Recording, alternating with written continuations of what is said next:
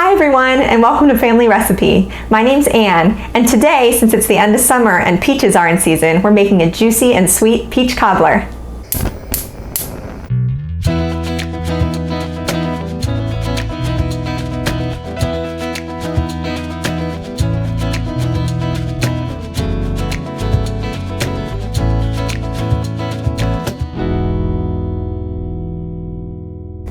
This peach cobbler recipe is one of my favorite summertime desserts. Peaches and nectarines are two of my absolute favorite fruits, and either or both would work really well here. So let's start with the fruit.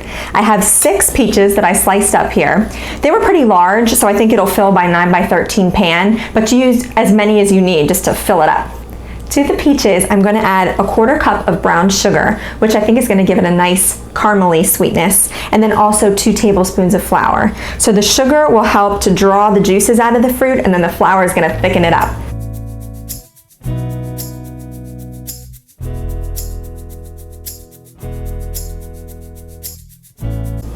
I'm going to stir up this mixture until all of the peaches are coated in our flour and brown sugar, and then I'll transfer it into this 9x13 baking dish, which I already sprayed with cooking spray, or you can just grease it down with some butter.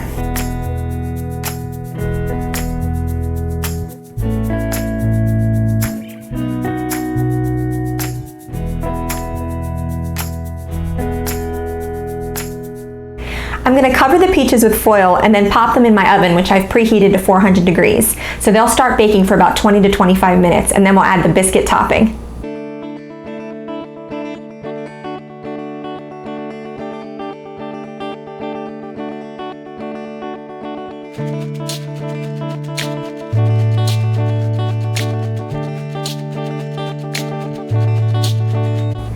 There are a couple different schools of thought when it comes to what is a cobbler. Some people like a cake-like topping, but what I prefer is more of a biscuit topping, so that's what we're making today.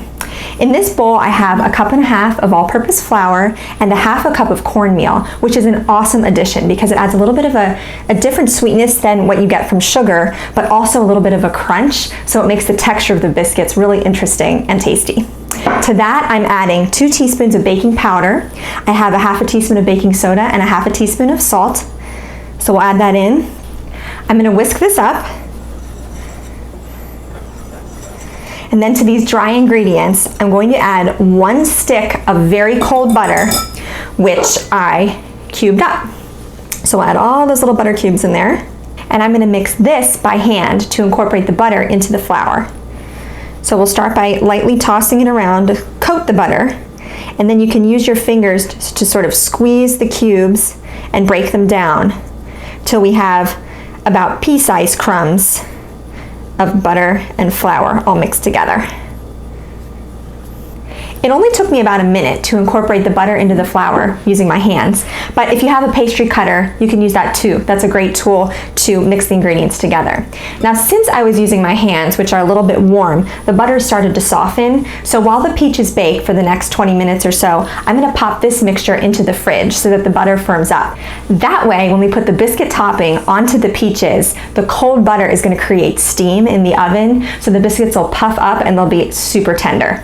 So the peaches just came out of the oven, and now I'm going to finish the biscuit mix. So this has been chilling in the fridge, and I'm going to add 1 1/4 cups of cold heavy cream. Just pour it in slowly and stir it around with a fork, just to very lightly incorporate the two.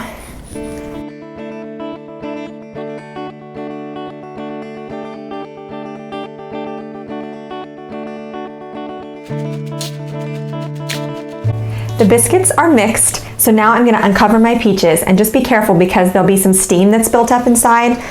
So as you remove your foil, just step back. Oh yeah, they look good. All right, so we're adding the biscuits on top, and you can just use a spoon to dollop like tablespoon amounts all over the surface of the peaches. Oh my gosh, peaches smell so good when they're baked. It's like extra peachy.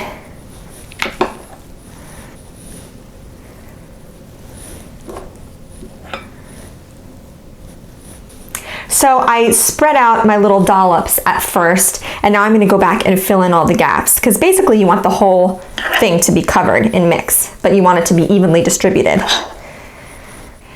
Before I put this back into my 400-degree oven for another 20 minutes or so, I'm gonna sprinkle about 1/3 cup of sugar over the top, and it's gonna make it kind of sparkle, add a little crunch, and of course a little sweetness too. So I ended up only using about 1/4 cup of sugar, but it looks really beautiful. So I'm gonna put it back in the oven for another 20 to 25 minutes until our biscuits are nice and golden and puffy. It's gonna be so good. The cobbler just came out of the oven and it smells super buttery and peachy, and it smells awesome. So we're gonna let that cool for another like maybe 10 to 20 minutes, because right now the peaches are literally boiling, so we don't want to eat it quite yet, but soon. In the meantime, as a finishing touch, I'm gonna make some vanilla flavored whipped cream. So I'm gonna start by whisking 1 cup of whole heavy whipping cream in this chilled bowl. I'm gonna whisk it about halfway, so it'll start getting a little bit thicker, and then I'll add about 1 tablespoon of sugar and a splash of vanilla extract.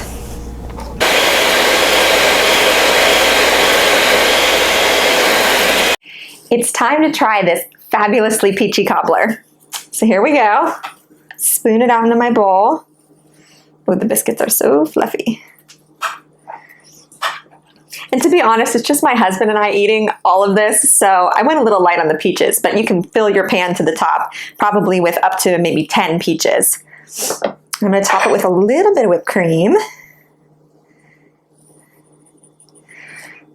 Little always being a relative term. And let's give it a taste.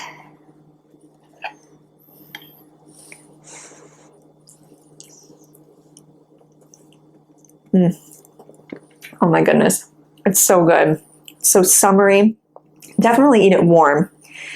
Oh, you can also put vanilla ice cream on this too, which I actually bought, so I might add some of that later. I love that little sugary crust on top too. That's a nice touch. And the peaches are just so juicy.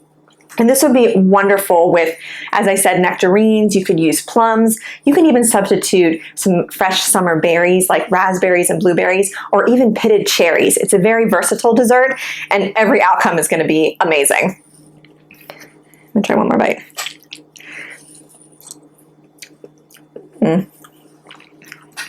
It's just so good. Thank you for joining me in my kitchen, and I'll see you again soon for another family recipe. For the full recipe, check the description box below, and don't forget to subscribe to my channel. Thanks for joining me in my kitchen.